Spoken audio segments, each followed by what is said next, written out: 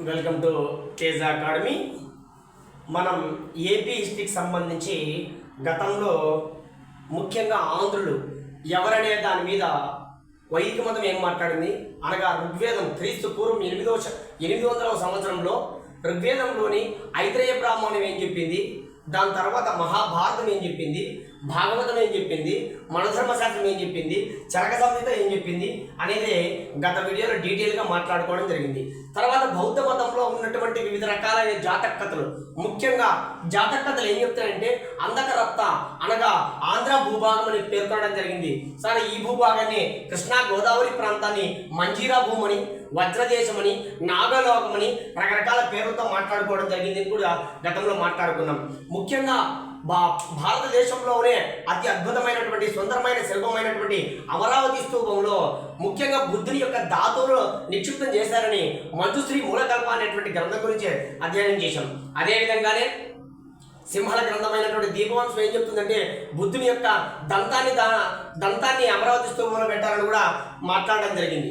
అదే విధంగానే ముఖ్యంగా బుద్ధుని మరణాంతరం రెండవ బౌద్ధ సంగీతిలో ముఖ్యంగా బౌద్ధ మతం చీలికి గురైనప్పుడు మహాకాశ్యపుడు అనేటువంటి బౌద్ధ సన్యాసి భారతదేశంలో మహాదేవ భిక్షు అనేటువంటి ఒక వ్యక్తి, ఒక సన్యాసి ఆ భారతదేశం నుంచి అనగా బీహార్ రాజధాని, అప్పటి బీహార్ రాజధాని రాజగ్రహ అంటారు, అక్కడి నుంచి మన ఆంధ్ర ప్రాంతానికి వచ్చి ఇక్కడ ఉన్నటువంటి అమరావతి అనగా కృష్ణా గోదావరి ప్రాంతం నుంచి నాగార్జున సాగర్ లో ఉన్నటువంటి నాగార్జున కొండ, ఇక్ష్వాకుల రాజధాని విజయపూర్ అంటారు, ఈ ప్రాంతం మధ్య ఈ విధమైనటువంటి మహాదేవ్ భిక్షు ఏం చేశాడంటే ఆంధ్రదేశంలో ఉన్నటువంటి జాతులన్నింటి బౌద్ధ మతం లేకే మార్చడం జరిగిందని కూడా గతంలో మనం మాట్లాడుకున్నాం. అదే విధంగానే గౌతమ బుద్ధుని యొక్క శిష్యుడు కొండన లేదా కౌండిన్య అనేటువంటి వ్యక్తి ఆంధ్రదేశంలోకి వచ్చి బౌద్ధ మతాన్ని వ్యాప్తి చేయడం జరిగిందని కూడా మాట్లాడుకున్నాం. సార్, 1-2 సార్లు జాగ్రత్తగా అయినండి. అదేవిధంగా భావరి వృత్తాంతం గురించి మాట్లాడుకున్నాం. అస్మక రాజధాని బోధనలో ఉన్నటువంటి భావరి వృత్తాంతం సుత్తనిపాతం అనేటువంటి గ్రంథము ద్వారా భావరి ఏం చేసింటే తనకున్నటువంటి ఇద్దరు శిష్యులను సాబయ్య అనేటువంటి కౌస్తరుడు అనేటువంటి ఇద్దరు శిష్యులను ఎక్కడ పంపించారంటే రాజగృహం పంపిస్తే వాళ్ళు బౌద్ధ మతం స్వీకరించి తిరిగి తన గురువు దగ్గరికి వచ్చి రావడం జరిగింది. ఆ గురువు కూడా తిరిగి బౌద్ధ మతం స్వీకరించడం జరిగింది అని ఆ బౌద్ధ మతంలో ఉన్నటువంటి అంశాల గురించి అధ్యయనం చేశాం. చాలా ఇంపార్టెంట్. ముఖ్యంగా 3వ బౌద్ధ సంగీతంలో అశోకుని కాలంలో జరిగిన 3వ బౌద్ధ సంగీతంలో ముఖ్యంగా అంధకులు అనగా ఆంధ్రులు ప్రముఖ పాత్ర పోషించారని కూడా మాట్లాడుకోవడం జరిగింది. ఇప్పుడు ఇక్కడి నుంచి జైన మతం, అసలు జైన మతం ఆంధ్రులు ఏమని మాట్లాడింది సార్, జాగ్రత్తగా వినండి. జైన మతం గురించి ఉన్న అంశాలలో మనకు 2 అంశాలు ఉన్నాయి. ఆ 2 అంశాలు చాలా జాగ్రత్తగా అధ్యయనం చేద్దాం. ముఖ్యంగా చాలా మంది కన్ఫ్యూజ్ ఇక్కడ, జాగ్రత్తగా వినండి. ఈ జైన మతానికి సంబంధించినటువంటి గురువులను ఏమంటారంటే తీర్థంకరులు అంటారు. మీరు ఇండియన్ హిస్టరీలో వస్తుంది. తీర్థంకరులు అంటే ఎవరంటే జైన మతంలో ఉన్నటువంటి గురువులను తీర్థంకరులు అంటారు. మోక్షం కోసం జీవన మార్గాన్ని దాటించే వాళ్ళను తీర్థంకరులు అంటారు. ఇక్కడ ఇండియన్ హిస్టరీ నేర్చుకుంటారు. భారతదేశంలో జైన మతం పుట్టిన తర్వాత జైన మతానికి సంబంధించిన తీర్థంకరులు ఎంతమంది ఉన్నారంటే 24 మంది తీర్థంకరులు ఉన్నారు. ఆ 24 మంది తీర్థంకరులు ఒక తీర్థంకుడు ఎవరంటే వ్యాస పూజ్యులు. Very very important. ఈ వ్యాస పూజ్యులు చాలా మంది ఉన్నారు తీర్థంకరులు. మనకు వద్దు, వర్ధమాన మహావీరుడు చిట్ట చివరి తీర్థంకరుడు అంటాం, అది మళ్ళీ మనం ఇండియన్ హిస్టరీలో మాట్లాడుకున్నాం. సరే, ఈ వ్యాస పూజ్యులు అనేటువంటి తీర్థంకరుల కాలంలో 24 మంది తీర్థంకరులు, వ్యాస పూజ్యులు అనేటువంటి ఒక తీర్థంకరుడు. ఈ తీర్థంకరుడి కాలంలో సరే ఇక్కడ అంగదేశం అంటే ఏందో కాదు, అస్సాం అని గుర్తుపెట్టుకోండి. ఒక్కొక్కసారి నిక్ నేమ్స్ కూడా అడుగుతాడు. అస్సాం దేశాన్ని సార్ ఏంటి సార్, అస్సాం రాష్ట్రం కదా, దేశం అంటే ఆ కాలంలో రాజ్యాన్ని దేశం అనేవాళ్ళు. సార్ రాజ్యం అన్నా కొన్ని ప్రాంతాల్లో ఇప్పుడు హిందీలో రాజ్యంగా, తెలుగులో రాష్ట్రం అని. సార్ ఒక్కొక్క భాష దాంట్లో ఒక్కొక్క వర్డ్ మీనింగ్ ఉంటాయి.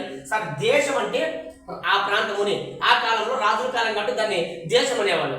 సరే ఒకసారి చూడండి, అంగదేశానికి ఏంటంటే అస్సాం దేశం. ఈ అస్సాం నుంచి ఒక రాజు ఉన్నాడు. ఆయన పేరు ఏం పేరంటే యశోధర్ముడు. రాజు పేరు యశోధర్ముడు. ప్రతి పదము ఇంపార్టెంట్. ఎందుకు చెప్తానంటే జైన మతానికి సంబంధించినటువంటి వ్యాసపూజ్యుల కాలంలో, ఎందుకంటే ఆంధ్ర భూభాగం గురించి మాట్లాడడం జరిగింది కాబట్టి మనకి ఇంపార్టెంట్.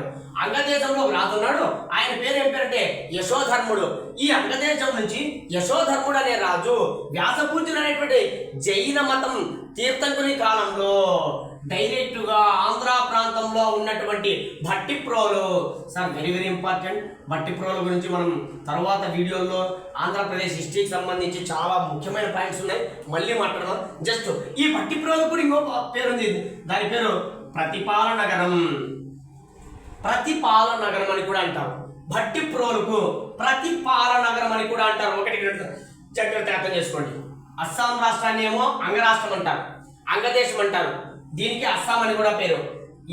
వ్యాసపూజ్యులనే తీర్థంకరుని కాలంలో యశోధర్ముడు అనేటువంటి రాజు అక్కడి నుంచి అంగదేశం నుంచి భట్టిప్రోలు ప్రాంతానికి వచ్చి అనగా ప్రతిపాల నగరానికి వచ్చి ఇక్కడ రాజ్యాన్ని స్థాపించాడని తెలియజేస్తుంది.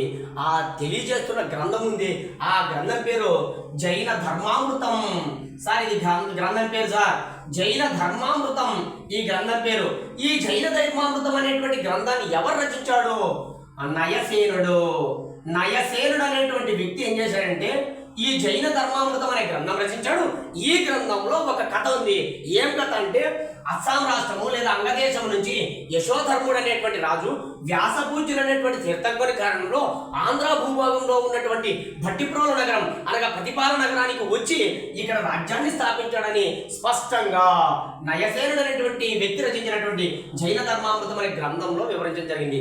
సార్ జైన మతానికి సంబంధించి ఏమి నేర్చుకోద్దండి, ఇది ఒక్కటి బాగా నేర్చుకోండి, కన్ఫ్యూజ్ వద్దు. అంగదేశం నుంచి వచ్చాడు, ఆ రాజు పేరు ఏం పేరు? యశోధర్ముడు. ఎక్కడికి వచ్చారు? భట్టిప్రోలుకి వచ్చాడు. ఏ తీర్థంకుల కాలంలో? వ్యాసపూజ్యులు తీర్థంకరు. ఈ కథ అంతా ఎవరు చెప్తున్నారు? నయసేనుడు చెప్తున్నాడు. ఆయన రచించిన గ్రంథం ఏంది? జైన ధర్మామృతం. సరే బాగానే ఉంది, కొంచెం జాగ్రత్త వినండి. ఇప్పుడు ఈ యశోధర్ముడు పరిపాలన ముగిసిన తర్వాత ఎక్కడ? ఈ భట్టిప్రోలులో. ఎక్కడ? ఈ ప్రతిపాల నగరంలో. యశోధర్ముడు అనేటువంటి రాజు తన పదవి కంప్లీట్ అయింది, వయసు అయిపోయిన తర్వాత తన కొడుకు రాజ్యానికి వచ్చాడు. కొడుకు పేరు ఏం పేరంటే ధనదుడు. సార్ జాగ్రత్తగా రండి. యశోధర్ముడికి ఒక కొడుకు ఉన్నాడు, వాని పేరు ధనదుడు. ఈ ధనదుడు అనేటువంటి రాజు ఏం చేశాడంటే బౌద్ధ సన్యాసిని ఉంది ఒక ఆమె పేరు సంఘశ్రీ. సార్ ఈ సంఘశ్రీ అనేటువంటి ఆమె ఎవరంటే జైన సన్యాసిని. సంఘశ్రీ అనేటువంటి ఆమె ఎవరంటే జైన సన్యాసిని, బౌద్ధ కాదు సార్, జైన. మనం జైన మతం గురించి మాట్లాడుతున్నాం కదా. జైన సన్యాసిని ఒక ఆమె ఉంది, అంటే జైన మతాన్ని స్వీకరించినటువంటి ఒక మహిళ ఉంది. ఆమె పేరు ఏం పేరంటే సంఘశ్రీ.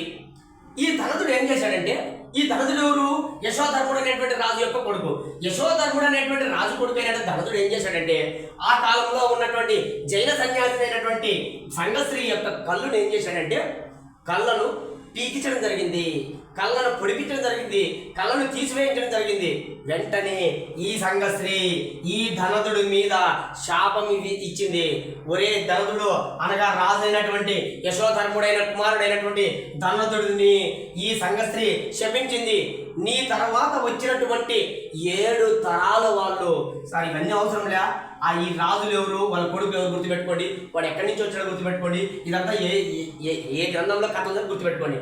నీ తర్వాత వచ్చినటువంటి 7 తరాల వాళ్ళు పుట్టి గుడ్డితో జన్మిస్తారు. ఎట్లయితే నా కళ్ళు బీకించావో, ఎట్లయితే నా మతాన్ని కించపరిచి, నా జైన మతాన్ని కించపరిచి నా కళ్ళు బీకించావో, నీకు పుట్టేటువంటి 7 తరాల వాళ్ళు, ఈ తర్వాత నీ కొడుకుల తర్వాత వాళ్ళ బిడ్డలు వస్తారు కదా, 7 తరాల వాళ్ళు గుడ్డి వాళ్ళుగా అవుతారు. అప్పుడు గుడ్డి వాళ్ళు అవడం వల్ల ఈ ఆంధ్రులను ఏమంటారంటే అంధకులు అంటారు. సార్ అంధకులు అంటే ఎవరో కదా సార్, ఆంధ్రులే. అంధుడు అంటే గుడ్డివాడు తెలుగు భాషలో.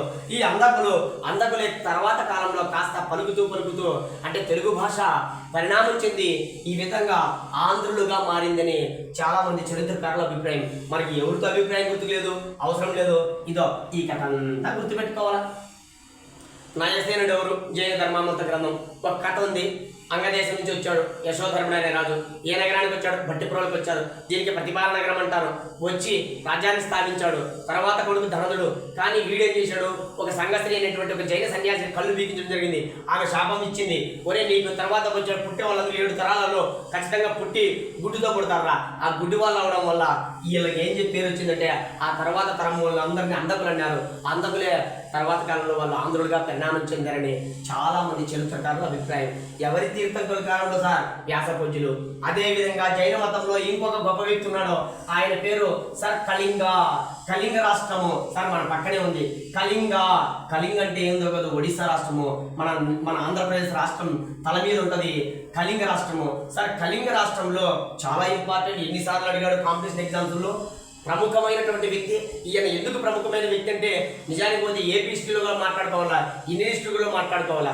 సార్ కళింగ దేశాన్ని అనగా కళింగ రాష్ట్రాన్ని పరిపాలించేటువంటి వంశం ఏంటంటే చేది వంశము.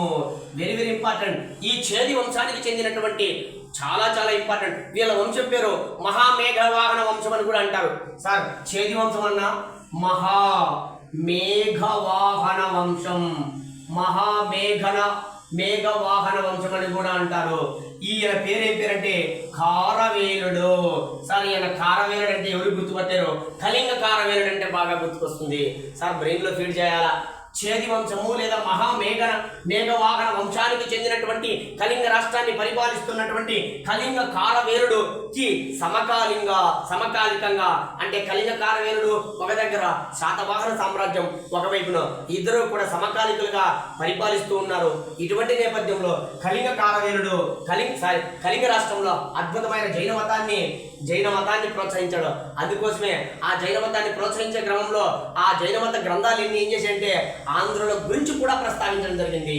సార్ ఇక్కడ మనకెందుకు సార్ కళింగ అనగా మనకెందుకు సార్ ఒడిశా రాష్ట్ర చరిత్ర అంటే ఒడిశా రాష్ట్రం రాజైనటువంటి మహామేఘవాహన వంశానికి చెందినటువంటి చేది వంశం అనే ఉంటే చెందినటువంటి కళింగ కారవేలుడి కాలంలో జైన మతం యొక్క అద్భుతంగా అభివృద్ధి చెందింది. అటువంటి జైన మతము ఈ కళింగ కారవేలుడి కాలంలో ఆంధ్రదేశాన్ని పరిపాలిస్తున్నటువంటి శాతవాహనుల గురించి ప్రస్తావించడం జరిగింది. అనగా ఆంధ్రుల గురించి ప్రస్తావించినట్టే లెక్క కదా, ఇక్కడ కూడా మాట్లాడడం జరిగిందని గుర్తుపెట్టుకోండి. సార్ బాగా గుర్తుపెట్టుకోవాలి. ప్రతి అంశము అధ్యయనం మనం ఎలాగంటే గ్రూప్ 2 అంటేనే ఆషామాషిగా చదవద్దండి. నిక్కచ్చిగా నీటుగా ప్రతి పదాన్ని అర్థవంతంగా చదవండి, సులభంగా అర్థమవుతుంది. సరే నెక్స్ట్ విదేశీ గ్రంథాలు ఏమన్నా మాట్లాడా? ఇప్పటి వరకు బౌద్ధ గ్రంథాల గురించి మాట్లాడినాం, వైదిక గ్రంథాల గురించి మాట్లాడినాం, జైన మత గ్రంథాల గురించి మాట్లాడినాం. సార్ విదేశీ గ్రంథాలు ఏమైనా ఆంధ్రుల చరిత్ర గురించి మాట్లాడాలా? చూద్దాం ఒకసారి. విదేశీ గ్రంథాలు ఏంటో ప్రతి బిట్టు ఇంపార్టెంట్ సార్, జాగ్రత్తగా గుర్తుపెట్టుకోండి. సార్ భారతదేశంలో మనందరికీ తెలిసిందే మౌర్య సామ్రాజ్యం. అసలు మౌర్య సామ్రాజ్యం పునాదులపై ఏర్పడిన తర్వాత ముఖ్యంగా భారతదేశం మీదకి దండయాత్ర సాగించినటువంటి అలెగ్జాండర్. సార్ క్రీస్తు పూర్వం ఎందుకు చెప్తున్నానంటే కొద్దిగా అర్థమైతేనే ఇది బట్టి పట్టద్దు. క్రీస్తు పూర్వం 326వ సంవత్సరంలో గ్రీకు దేశానికి చెందినటువంటి అలెగ్జాండర్ భారతదేశం మీదకి దండయాత్ర సాగించడం జరిగింది. సార్ ఆ దండయాత్ర సాగించే క్రమంలో అక్కడ నందవంశ రాజు ఉన్నాడు. అది మళ్ళీ ఇంగ్లీష్కి మాట్లాడదాం. ఇక్కడ మనకు బట్టి పట్టుకొని అర్థం చేసుకోవడానికి ఏంటంటే అలెగ్జాండర్ గెలిచిన ప్రాంతాలు ముఖ్యంగా వాయువ్య ప్రాంతాలు భారతదేశాన్ని పరిపాలిస్తున్నటువంటిది. సార్ పాకిస్తాన్లో ఉంది, ఆఫ్ఘనిస్తాన్లో ఉన్న ప్రాంతాలు ఉన్నాయి. ప్రాంతాలు గెలిచిన తర్వాత ఇండియా మొత్తం గెలిచలేకపోయినాడు, వాయువ్య ప్రాంతాన్ని మాత్రమే గెలుచుకున్నాడు. గెలిచిన తర్వాత ఈ ఈ గెలిచిన ప్రాంతాలకు సెల్యూకస్ నికేటర్ అనేటువంటి ఒక రాయబారిని, సెల్యూకస్ నికేటర్ అనేటువంటి ఒక సైనికుడిని, ఒక సెల్యూకస్ నికేటర్, ఈయన పేరు గుర్తుపెట్టుకోండి. సెల్యూకస్ నికేటర్ అనేటువంటి ఒక సైనికుడిని ఏం చేశాడంటే ఒక సర్వ సైన్యాధ్యక్షుడు. ఈయన దగ్గర అలెగ్జాండర్ దగ్గర 4 సర్వ సైన్యాధ్యక్షులు ఉంటారు. సరే మనకు అవసరం లే, మన ఇండియన్ హిస్టరీ కానీ ఏపీ హిస్టరీ కానీ ఏనే అవసరం. సెల్యూకస్ నికేటర్ భారతదేశంలో వాయువ్య ప్రాంతాన్ని ఈయన గెలిచిన తర్వాత ఒరే సెల్యూకస్ నికేటర్ నా తరపున నువ్వు ఈ ప్రాంతాన్ని నువ్వు వాడుకోరా, నా తరపున ఈ ప్రాంతాన్ని నువ్వు జయించుకొని పన్నులు వసూలు చేసుకుని కప్పం నాకు చెల్లించరని చెప్పి ఆ ప్రాంతాన్ని అంతా సెల్యూకస్ నికేటర్ ఇచ్చి వెళ్ళిపోతాడు. ఇక్కడ జాగ్రత్త ఏంటండి, ఎప్పుడైతే సెల్యూకస్ నికేటర్ ఈ ప్రాంతాన్ని పరిపాలిస్తుంటే మౌర్య సామ్రాజ్యం స్టార్ట్ అవుతుంది. సార్ మౌర్య సామ్రాజ్యం ఎప్పుడు స్టార్ట్ అవుతుంది, మౌర్య సామ్రాజ్యంలో గొప్పవాడు, ఇవన్నీ మళ్ళీ మాట్లాడదాం. ఈ మౌర్య సామ్రాజ్యం స్టార్ట్ అయిన తర్వాత మౌర్య సామ్రాజ్యానికి చెందినటువంటి చంద్రగుప్త మౌర్యుడు, వెరీ వెరీ ఇంపార్టెంట్, చంద్రగుప్త మౌర్యుడికి ఈ సెల్యూకస్ నికేటర్కు క్రీస్తు పూర్వం 305వ సంవత్సరంలో ఒక యుద్ధం జరుగుతుంది. దాన్ని కరిబేలా యుద్ధం అంటాం. సరే అది మళ్ళీ అక్కడ మాట్లాడే ఇండస్ట్రీలో. ఈ కరిబేలా యుద్ధంలో సెల్యూకస్ నికేటర్ ఓడిపోతాడు. ఓడిపోతే ఈ ఓడిపోయిన సెల్యూకస్ నికేటర్ ఏం చేస్తాడంటే తన కుమార్తెను ఏం చేస్తాడంటే చంద్రగుప్త మౌర్యుడికి ఇస్తాడు. ఇస్తూ ఒక రాయబారిని కూడా, చాలా చాలా ఇంపార్టెంట్ సార్, ఒక రాయబారిని కూడా ఎక్కడ పంపిస్తారంటే ఈ మౌర్య వంశంలోకి పంపిస్తాడు, అనగా మౌర్య చంద్రగుప్తుని దగ్గరికి పంపిస్తాడు. ఆ రాయబారి చాలా ఇంపార్టెంట్. ఆ రాయబారి రచించిన గ్రంథమే ఇండికా గ్రంథము. ఎన్నిసార్లు అడిగాడో, అనగా ఆంధ్రుల గురించి మొదటిసారిగా ప్రస్తావించిన గ్రంథం ఏంటి? ఇండికా. ఏ భాషలో ఉంది? గ్రీకు భాషలో ఉంది. Very very important sir. 1-2 సార్లు జాగ్రత్తగా గుర్తుపెట్టుకోండి. ఇండికా గ్రీకు భాషలో ఉంది. ఈ ఇండికా గ్రంథం మొట్టమొదటిసారిగా ఆంధ్రులను ప్రస్తావించినటువంటి ఒక విదేశీ గ్రంథం. ఇండికా గ్రంథం విదేశీ గ్రంథము సార్. మన దేశానికి సంబంధించింది కాదు, గ్రీకు భాషలో రచించడం జరిగింది. ఆ గ్రంథం పేరు ఏం పేరంటే ఇండికా అంటే కాదు, ఇండియానంతా కూడా పరిశీలించినటువంటి గ్రంథము. 1-2 సార్లు జాగ్రత్తగా అయినండి. ఇండికా గ్రంథము గ్రీకు భాషలో ఉంది. అసలు ఈ ఇండికా గ్రంథంలో ఏముంది? చాలా ఇది కూడా అంతే. ఇండికా గ్రంథంలో ఏముందంటే, ముఖ్యంగా గ్రీకు భాషలో రచించినటువంటి ఇండికా గ్రంథంలో ఏముందంటే, ముఖ్యంగా ఆంధ్రులు అనేవాళ్ళు మౌర్య సామ్రాజ్యంలో ఉన్నటువంటి సైనిక శక్తి కంటే అద్భుతమైన సైనిక శక్తి ఉంది. చూడండి, మౌర్యుల కంటే సైనిక సామర్థ్యాల్లో ఆంధ్రులు గొప్పవారని చెప్పడం జరుగుతుంది. ఇండికా చాలా ఇంపార్టెంట్ సార్. ఇండికా అనేటువంటి గ్రంథంలో మొగస్తనీస్ వెరీ వెరీ ఇంపార్టెంట్. రచించిన వ్యక్తి పేరు మొగస్తనీస్. ఈ మొగస్తనీస్ రచించినటువంటి ఇండికా గ్రంథంలో, గ్రీకు భాషలో రచించినటువంటి మొగస్తనీస్ రచించిన ఇండికా గ్రంథంలో ముఖ్యంగా ఆంధ్రుడు అనేవాళ్ళు మౌర్యుల యొక్క సైనిక శక్తి కంటే వీళ్ళు గొప్పవాళ్ళు. ఒకటి, ఆంధ్రులకు 30 కోటలతో కూడి ఉన్నటువంటి 30 కోట గోడలతో ఉన్నటువంటి 30 కోటలున్న నగరాలు ఉన్నాయంట ఆంధ్రులకు. 30 నగరాలు ఉన్నాయి. 30 కోటలు కలిగి ఉన్న నగరాలు ఉన్నాయి. చాలా ఇంపార్టెంట్ సార్. పదాలు కూడా గుర్తుపెట్టుకోలే. 1,00,000 కాల్బలం ఉంది. సైనికులు 1,00,000 మంది. కాల్బలం అంటే మామూలు సినిమాలో చూస్తుంటాం, నడుచుకుంటూ పోయి కాల్బలం అంటే నడుచుకుంటూ పోయి యుద్ధం చేసేవాళ్ళు. 1,00,000 కాల్బలం ఉందంట. 2,000 అశ్విక దళం అంటే ఇవి గుర్రాలు. అశ్విక దళం గుర్రాలతో యుద్ధం చేసేవాళ్ళు, అనగా సినిమాలో చూస్తున్నాం. గుర్రాల మీద కూర్చొని యుద్ధం చేసేవాళ్ళు ఎంతమంది ఉంటా? 2,000 అశ్విక దళం సార్. 1000 గజబలం ఉంది. ఏనుగుల మీద కూర్చొని యుద్ధం చేసేవాళ్ళు 1000 గజబలం. ఇక చూడండి, ఇవన్నీ గుర్తుపెట్టుకోండి సార్. 30 కోట గోడలు కలిగి ఉన్న నగరాలు ఉంటాయి. 30 నగరాలు ఉన్నాయి. 1,00,000 కాల్బలం ఉంది. 2,000 అశ్విక దళం ఉంది. 1000 గజబలం ఉంది. ముఖ్యంగా ఆంధ్రులు అనేవాళ్ళు మౌర్యుల యొక్క సైనిక శక్తి సామర్థ్యాల కంటే అద్భుతమైన సామర్థ్యం ఉంది. మొగస్తనీస్ రచించిన ఇండికా గ్రంథంలో స్పష్టంగా గ్రీకు భాషలో రచించినటువంటి స్పష్టంగా ఉంది సార్. 1-2 సార్లు జాగ్రత్తగా గుర్తుపెట్టుకోండి. ఇదంతా ఆంధ్రదేశాన్ని, ఆంధ్ర ప్రాంతాన్ని, ముఖ్యంగా ఆంధ్రుల గురించి మొదటిసారిగా చెప్పినటువంటి విదేశీ గ్రంథం ఏదన్నా ఉందంటే ఇండికా గ్రంథము. ఎక్కడుంది? ఎవరు రచించారు? మొగస్తనీస్ రచించాడు. ఈయన ఎక్కడుండేవాడు? ఈ సెల్యూకస్ నికేటర్ దగ్గర ఉండేవాడు. ఆయన ఓడించడం వల్ల ఆయన కూతురును మౌర్య చంద్రగుప్తుడు వివాహం చేసుకుంటాడు.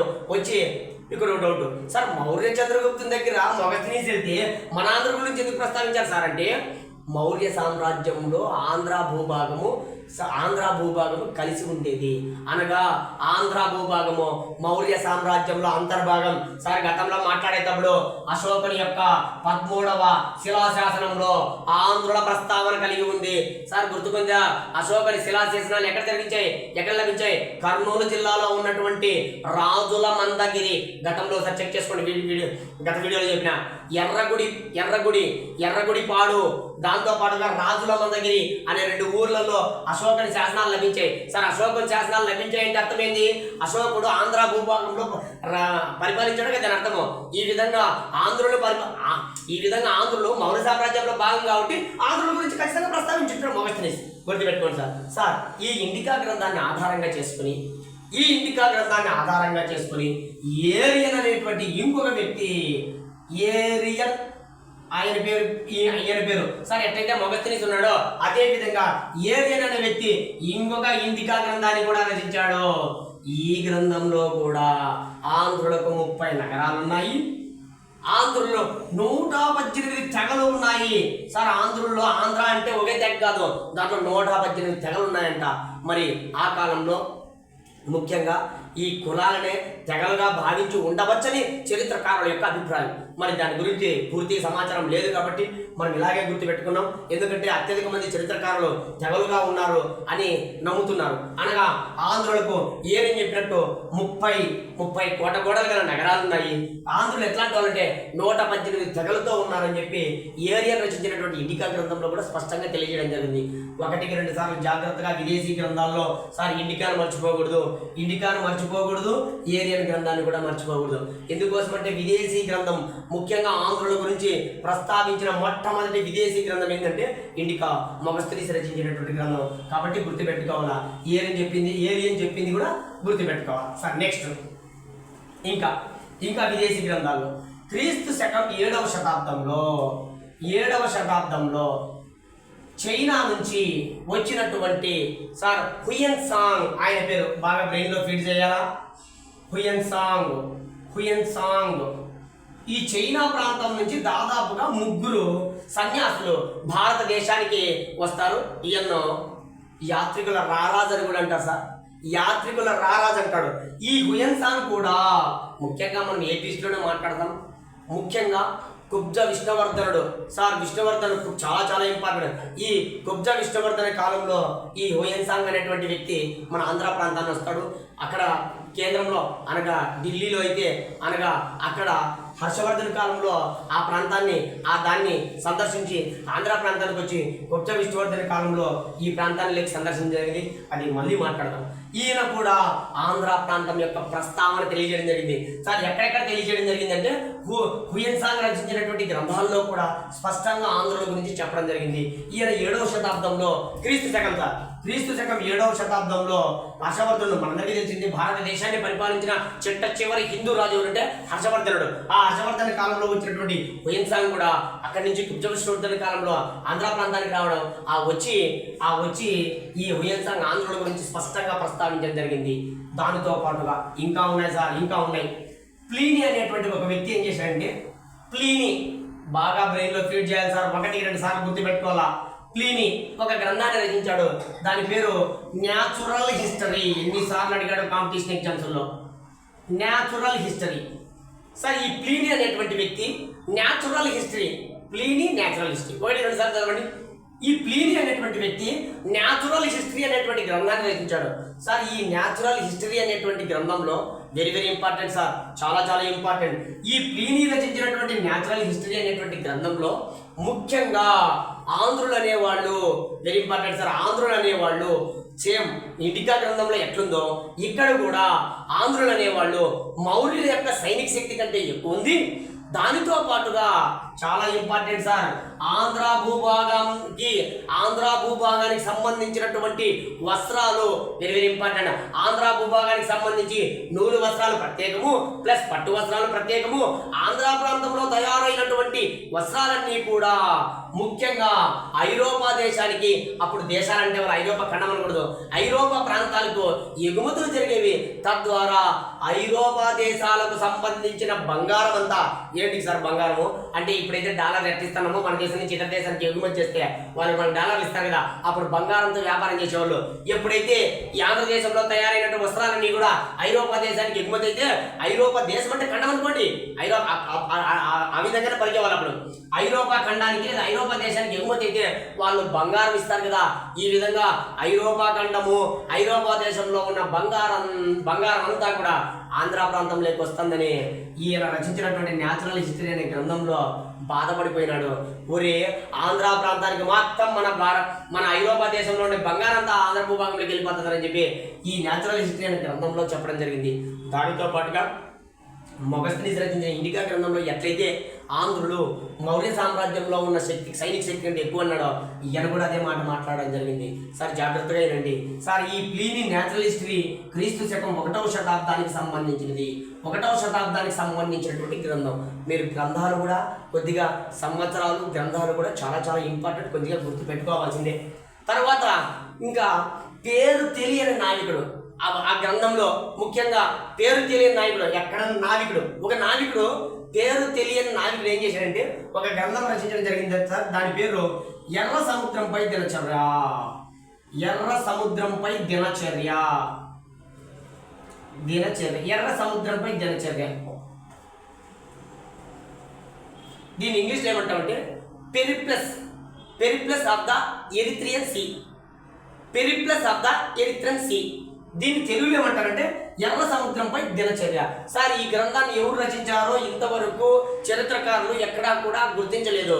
ఈ విధంగా పేరు తెలియని నావికుడు రచించినటువంటి ఎర్ర సముద్రంపై దినచర్య అనేటువంటి గ్రంథంలో కూడా క్రీస్తు శకం 600 సంవత్సరంలో ఆంధ్ర ప్రాంతానికి, ఐరోపా ప్రాంతానికి అనగా గ్రీకు దేశానికి మధ్య జరిగిన వాణిజ్య సంబంధాల గురించి స్పష్టంగా ఈ గ్రంథంలో ఉంది.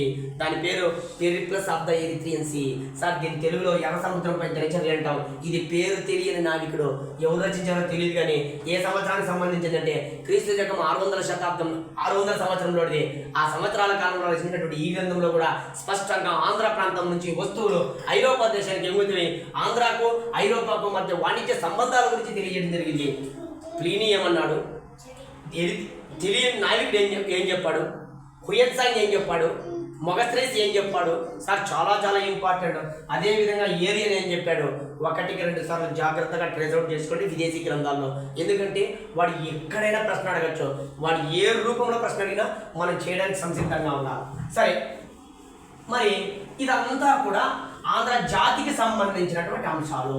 సార్ బాగా గుర్తుపెట్టుకోండి, మొట్టమొదటిసారిగా అనేక గ్రంథాలు, ఏ గ్రంథం తీసుకున్నా ఆంధ్రులు ఎవరు మళ్ళీ చెప్తున్నా, జాగ్రత్తగా గుర్తుపెట్టుకోండి.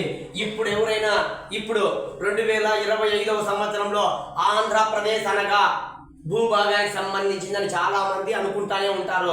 దాంట్లో నో డౌట్. సార్ ప్రారంభంలో ఆంధ్రులు అనగా ఎవరి గురించి ప్రస్తావించడం జరిగిందంటే, ఆంధ్ర అనేది సార్ బాగా గుర్తుపెట్టుకోండి జాతికి సంబంధించినటువంటి పదము. Sir very very important sir, బాగా గుర్తుపెట్టుకోవాలా. ఆంధ్ర అనే పదం మొదటిసారిగా జాతికి సంబంధించింది.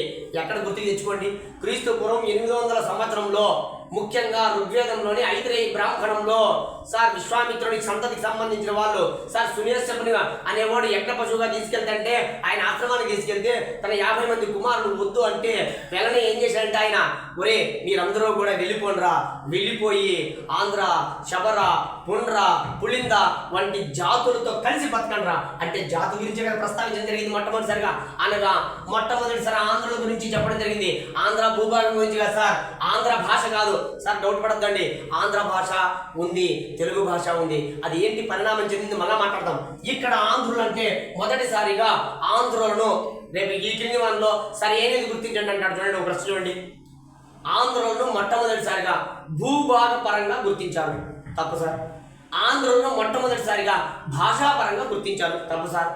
ఆంధ్రులను మొట్టమొదటిసారిగా జాతి పరంగా గుర్తించారు, కరెక్ట్. D option. ఆంధ్రులను మొదటిసారిగా జాతి పరంగాను మరియు భాషాపరంగా గుర్తించారు, తప్పు. ఆంధ్రులు మొదటిసారిగా జాతి పరంగా గుర్తించారు.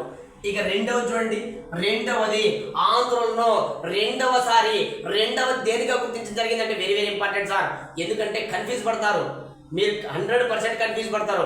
అక్కడ భాషాపరంగా భూభాగ పరంగా అని కన్ఫ్యూజ్ పడతారు. తర్వాత రెండవది భూభాగ పరంగా, ఆంధ్ర భూభాగ పరంగా.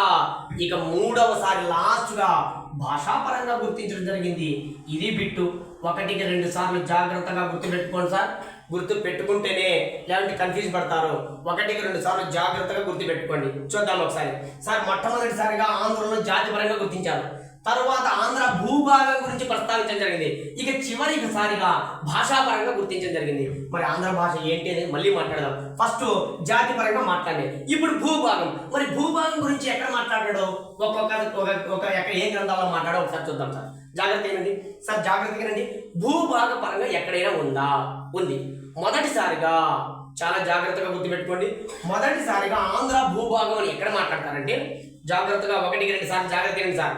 వాల్మీకి రామాయణంలో, వాల్మీకి రచించినటువంటి రామాయణంలో సీతాదేవిని రావణాసురుడు ఎత్తుకెళ్ళిన తర్వాత ఆ సీతాదేవి జాడను కనుక్కోవడానికి సుగ్రీవుడు ఏం చేశాడంటే, సుగ్రీవుడు ఏం చేశాడంటే తన వానర జాతిని అంతటినీ కూడగట్టి, ఒరే వానర జాతికి సంబంధించిన వ్యక్తులారా, మీరు ఈ సీతాదేవిని వెతికే క్రమంలో మీరు ఆంధ్ర ప్రాంతానికి కూడా వెళ్ళి వెతకండి అంటే వాల్మీకి రామాయణంలో మొదటిసారిగా ఆంధ్ర ప్రాంతాన్ని ప్రస్తావించడం జరిగింది. సార్ ఇక్కడ చూడండి, వాల్మీకి రామాయణంలో సుగ్రీవుడు ఏం చెప్పాడంటే సీతాదేవిని ఎత్తుకెళ్లిన రావణాసురుడు ఎత్తుకెళ్లిన తర్వాత సీతాదేవి జాడ కనుక్కోవడానికి మొదటిసారిగా సుగ్రీవుడు ఏం చేశాడంటే ఆయన వెతికే అన్ని ప్రాంతాలు వెతకండి అని చెప్పాడు వానరులను. అది వెతుకుతూ ఆంధ్ర ప్రాంతానికి కూడా వెళ్ళండి అనగా ఆంధ్ర జాతి గురించి మాట్లాడలేదు సార్, భూభాగం ఆంధ్ర ప్రాంతం గురించి మాట్లాడాడు అనగా ఫస్ట్ జాతి తర్వాత ప్రాంతం గురించి మాట్లాడుతున్నాడు. తర్వాత మహాభారతంలో ఉన్నటువంటి సహదేవుడు సార్, లాస్ట్ మనకి పంచపాండవుల్లో చిట్ట చివరి వ్యక్తి సహదేవుడు సార్. ఈ సహదేవుడు సభాపర్వంలో ఆదిపర్వం, సభాపర్వం, అరణ్య పర్వం అని దాదాపుగా మహాభారతంలో 18 పర్వాలు ఉంటాయి. సరే, ఇది మళ్ళీ మనం తెలుగు భాష గురించి మాట్లాడదాం. ఇక్కడ ఈ సహదేవుడు సభాపర్వంలో ఏం చెప్తాడంటే, నన్నయ్య ఈ ముఖ్యంగా మహాభారతానికి సంబంధించినటువంటి ఈ సహదేవుడు, పంచపాండవుల్లో ఉన్నటువంటి సహదేవుడు ఆయన జయించిన ప్రాంతాల్లో ఆంధ్ర ప్రాంతం కూడా ఒకటి అని స్పష్టంగా తెలియజేయడం జరిగింది. అనగా ఆంధ్ర ప్రాంతాన్ని గురించి మాట్లాడినట్టే కదా. అనగా సహదేవుడు సభాపర్వంలో ఏం మాట్లాడంటే ఆంధ్ర భూభాగము, ఆంధ్ర ప్రాంతాన్ని కూడా జయించడం జరిగింది అని తెలుస్తుంది. అనగా వాల్మీకి రామాయణంలో ఏం మాట్లాడాడు, సుగ్రీవుడు ఎత్తని చెప్పినాడు. సహదేవుడు మహాభారతంలో సహదేవుడు ఏం చెప్పాడంటే సభాపర్వం ప్రకారం సహదేవుడు ఆంధ్ర ప్రాంతాన్ని జయించాడని తెలుస్తోంది. సార్, ఇంకొక చాలా ఇంపార్టెంట్ బిట్ ఏంటంటే మనకు బలిచక్రవర్తి పేరున్నాడు. ఈ బలిచక్రవర్తి తన పేరు మీద దాదాపుగా 6 మంది చక్రవర్తులు ఉన్నారంట. ఆ విధంగా 6 మంది చక్రవర్తుల్లో ఒక వ్యక్తి ఆంధ్ర ప్రాంతాన్ని కూడా పాలిస్తున్నాడని బలిచక్రవర్తి తెలియజేయడం జరిగింది. సార్, బలిచక్రవర్తి పేరుతో 6 మంది చక్రవర్తులు పరిపాలిస్తున్నారట. అందులో ఆంధ్ర ప్రాంతాన్ని కూడా పరిపాలిస్తున్నారని చెప్పడం జరిగింది. ఇవన్నీ కూడా ఏమిలా ఆంధ్ర భూభాగాన్ని గురించి మాట్లాడుతున్నారు అంతే, ఏమిలా ఆంధ్ర భూభాగానికి సంబంధించిందని గుర్తుపెట్టుకోండి, చాలా ఇంపార్టెంట్. ఇప్పుడు చెప్పేది మన గుప్త సామ్రాజ్యంలో వరాహమిహిరుడు వెరీ వెరీ వెరీ ఇంపార్టెంట్. ఎట్లాంటి ప్రశ్నలు అడుగుతారు సార్, ఎందుకంటే ఒక గొప్ప కవి ఆంధ్ర ప్రాంతాన్ని ప్రస్తావించడం అనేది ఎంత గర్వకారణం చూడండి సార్. వరాహమిహిరుడు ఒక గ్రంథం రచించాడు సార్ సంస్కృత భాషలో. ఆ గ్రంథం పేరు ఏం పేరంటే బృహత్ సంహిత. ఎన్నిసార్లు అడిగింటాడు సివిల్ సర్వీస్ లోను, ఇండియన్ హిస్టరీ, మామూలు పబ్లిక్ సర్వీస్ కమిషన్ లో. సార్, వరాహమిహిరుడు అనేటువంటి ఒక కవి ఒక గ్రంథాన్ని రచించాడు. ఆ గ్రంథం పేరు ఏం పేరంటే బృహత్ సంహిత. ఈ బృహత్ సంహిత అనేటువంటి గ్రంథంలో ఆంధ్ర భూభాగానికి ఏం పేరుందంటే ఒకసారి చూడండి సార్. ఆంధ్ర భూభాగానికి ఏం పేరుంది ఒకసారి చూడండి. కౌశిక, విదర్భ, ఇదంతా మీరు బట్టి పట్టాల్సిన అవసరం లే. వత్సాంధ్ర, కౌశిక, విదర్భ, వత్సాంధ్ర, చేదిక, చెర్వి, తాండక. ఇదంతా అవసరమా సార్? మీకు అవసరం లే. మీకు ఇదంతా మీరు రాసే ఎగ్జాము గ్రూప్ 1 మెయిన్స్ కాదు, మీరు రాసే ఎగ్జామ్ 4 ఆప్షన్లు గుర్తించాలా. కాబట్టి మీరు గుర్తుపెట్టుకోవాల్సింది ఏంటంటే కౌశిక సార్, విదర్భ అనేది మహారాష్ట్ర ప్రాంతంలో ఉన్నది. వత్సాంధ్ర ఆంధ్ర, ఇక్కడ గుర్తుపెట్టుకోండి. ఆంధ్ర భూభాగాన్ని ప్రస్తావించడం జరిగింది. ఏ గ్రంథంలో? వరాహమిహిరుడు రచించినటువంటి బృహత్ సంహిత. సార్, చాలా గ్రంథాల్లో బృహత్ సంహిత, బృహత్ కథా కోశము, బృహత్ కథా మంజరి ఇవన్నీ ఉన్నాయి, మళ్ళీ మాట్లాడతా. సరే, ఇక్కడ చూడండి. బృహత్ సంహిత, మన బృహత్ కథ ఉంది, అది వేరు సార్. వరాహమిహిరుడు రచించినటువంటి బృహత్ సంహిత అనేటువంటి సంస్కృత గ్రంథంలో ఆంధ్ర భూభాగాన్ని కౌశిక, విదర్భ, వత్సాంధ్ర, చేదిక, చర్వితాండక అనేటువంటి పదంతో ప్రయోగించడం జరిగింది. ఇక్కడ చూడండి, ఆంధ్ర ఉంది కాబట్టి ఈ వరాహమిహిరుడు రచించినటువంటి గ్రంథంలో ఆంధ్రుల యొక్క ప్రస్తావన, ఆంధ్ర భూభాగం యొక్క ప్రస్తావన ఉందని స్పష్టంగా తెలియజేయడం జరిగింది. 1కి 2 సార్లు చదివితే భాగం రావు సార్, మళ్ళీ చెప్తున్నా, 1కి 2 సార్లు గుర్తుపెట్టుకోండి. నెక్స్ట్, మొట్టమొదటిసారిగా ఆంధ్ర భూభాగం గురించి ఆంధ్రులను ప్రస్తావించినటువంటి ఒక శాసనం ఉంది సార్, అది గుర్తుపెట్టుకోవాల్సిందే. Shivaskandavarma, very very very important. Shivaskandavarma, నేను మళ్ళీ మీకు చెప్తున్నా, బిట్లు అడిగేటప్పుడు ఇవన్నీ గుర్తుకుంటారా. ఈయన ఒక శాసనం నిర్మించాడు, ఆ శాసనం పేరు మైదవోలు. ఈ Maidavolu శాసనంలో very important sir, Shivaskandavarma అనేటువంటి రాజు ఉన్నాడు. ఈయన పల్లవుల యొక్క ప్రాచీన పల్లవుల యొక్క రాజు. సార్ మళ్ళీ మాట్లాడతా. ఇక్ష్వాకులను అంతమం చేసిన తర్వాత పల్లవులు వచ్చారు. ఈ పల్లవ రాజు అయినటువంటి శివస్కంద వర్మ ఒక శాసనం వేయించాడు. ఆ శాసనం పేరు ఏం పేరంటే మైదవోలు శాసనము. ఈ మైదవోలు శాసనం వెరీ వెరీ ఇంపార్టెంట్ సార్. మొట్టమొదటిసారిగా ఈ శాసనంలో ఆంధ్ర భూభాగాన్ని గురించి ప్రస్తావించడం జరిగింది. మరి ఆంధ్ర భూభాగాన్ని ఏం పేరుతో ప్రస్తావించడం జరిగింది? ఆంధ్ర పద యోగం పరంపరం. ఇదంతా అవసరం లేదు.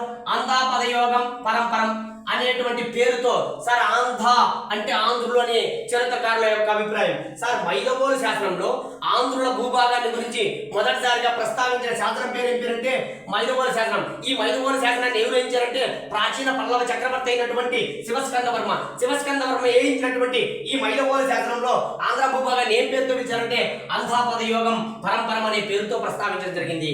1-2 సార్లు జాగ్రత్తగా గుర్తుపెట్టుకోవాల్సిందే. ఇక ఇంకా ఈ ఆంధ్ర భూభాగాన్ని ఎవరైనా మాట్లాడారా? ఇంకొక లాస్ట్ టాపిక్ ఉంది సార్. ఎవరు మాట్లాడారంటే తర్వాత శాసనాల గురించి మళ్ళీ, తర్వాత మన భాష గురించి మళ్ళీ మాట్లాడదాం.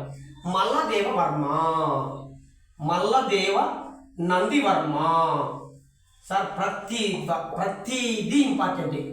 క్రీస్తు శకం 340వ సంవత్సరంలో ఈ మల్లదేవ నందివర్మ అనేటువంటి ఈ మల్లదేవ నందివర్మ శాలంకాన్ రాజు. నెక్స్ట్ మాట్లాడదాం. ఈ మల్లదేవ నందివర్మ ఏం చేశాడంటే క్రీస్తు శకం 340లో తను వేయించిన శాసనంలో ఏముందంటే చూడండి సార్.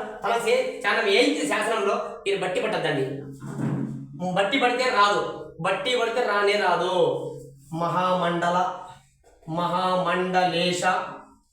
మహామండలేశ ద్వాదశ సప్తార్థ లక్ష గ్రామ విషయాధిపతి అంటే ఏమిలే, ఒక మండలానికి హెడ్ అనుకోండి. ఈ పేరుతో ప్రస్తావించడం జరిగింది. మహామండలేశ ద్వాదశ సప్తార్థ లక్ష గ్రామ విషయాధిపతి ఆంధ్ర భూభాగం గురించి ప్రస్తావించడం జరిగింది. ఆంధ్ర ప్రాంతంలో వచ్చింది. ఆయన పేరు ఏంటంటే మల్లదేవ నందివర్మ. క్రీస్తు శకం 340వ సంవత్సరం. ఇప్పుడు చెప్పినటువంటి అన్ని శాసనాలు గుర్తుపెట్టుకోవాల్సిందే.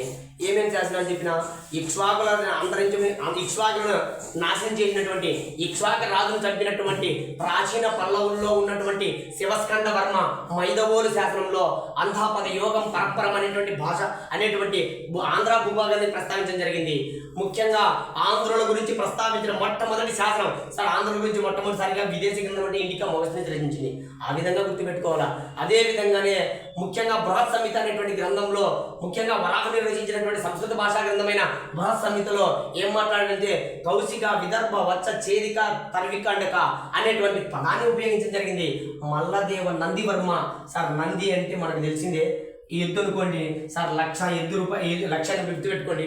ఆంధ్రాపద యోగం పరంపరం శివ యోగా చేస్తాడని గుర్తుపెట్టుకోండి. ఇలా గుర్తుపెట్టుకుంటేనే శివ అనేటువంటి వ్యక్తి యోగా చేస్తాడు. ఎందుకంటే శివ స్కంద వర్మ లేదంటే స్కంద యోగా గుర్తుపెట్టుకోండి సార్. ఇక్కడ నందివర్మ ఉంది, నంది లక్ష. మీరు గ్రూప్ 1 ప్రిలిమ్స్ మెయిన్స్ రాయడంగా గ్రూప్ 2 కాబట్టి ఎక్కడో దాన్ని బిట్టు గుర్తుపెట్టాలా. ఇదో మహామండలేశ ద్వాదశ సప్తార్థ లక్ష. ఇవన్నీ అవసరం మీకు, ఇవన్నీ అవసరమే లే. ఇది గుర్తుపెట్టుకుంటే సరిపోద్ది. 1-2 సార్లు బాగా చదవండి సార్. ఏ సంవత్సరము, ఏ శాసనం, ఇది భూభాగం గురించి ప్రస్తావించింది సార్. ముఖ్యంగా వాల్మీకి రామాయణం ఏం చెప్పాడు, సుగ్రీవుడిని ఎక్కడ పొమ్మన్నాడు, అదేవిధంగా సహదేవుడు ఆంధ్ర ప్రాంతంలో జయించడం జరిగింది. బలి చక్రవర్తి అనేటువంటి వ్యక్తి ఆంధ్ర ప్రాంతంలో 6 మంది చక్రవర్తులు తన పేరుతో కూడా ఉన్నాయని చెప్పడం జరిగింది. ఆ తర్వాత కాలంలో ఆంధ్ర ప్రాంతాన్ని వరాహవీరుడు ఏం మాట్లాడాడు, మల్లదేవవర్మ ఏం చెప్పాడు, శివస్కందవర్మ ఏం చెప్పాడు, 1-2 సార్లు జాగ్రత్తగా అర్థం చేసుకోండి. దాని తర్వాత భాషాపరంగా ఆంధ్ర ప్రాంతం ఎప్పుడు ప్రస్తావించబడింది. భాష పరంగా ఆంధ్ర ఇప్పుడు జాతి పరంగా మాట్లాడినాం, భూభాగ పరంగా మాట్లాడినాం. తర్వాత భాష పరంగా ఆంధ్రలో ఎంత ప్రస్తావించడం జరిగింది అనేది నెక్స్ట్ వీడియో మాట్లాడదాం. Okay, thank you.